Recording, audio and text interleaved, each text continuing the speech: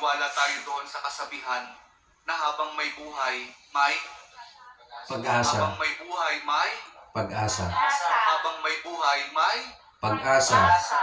pagsubok.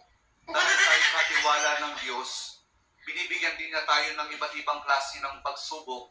Kaya po doon sa pagsubok na yon, saka pa lang natin mauunawaan na talagang ang ating buhay ay mayroong, habang may buhay mayroong Pagsubok.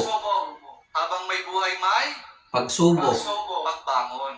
Huwag niyong hayaan na kapag meron kayong pinagdaraan ng pagsubok, ay hindi kayo babangon. Kailangan meron tayong pagsumikap na pagtsatsagaan natin yung ating mga pagsubok na pinagdaraanan. At kapag merong pagsubok at merong pagbangon, saka pa lang natin mauunawaan na talagang ang ating buhay, na habang may buhay, may Pagbangon. habang may buhay, may Pagbangon. pag-ibig.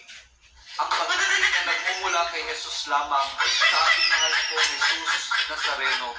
Dahil doon, kapag naunawaan natin itong mga bagay na ito, na habang may buhay, may pagsubok, may pagbangon at may pag-ibig na nagmumula lamang kay Jesus, saka pa lang natin mauunawaan at matatanggap na talagang habang may buhay, may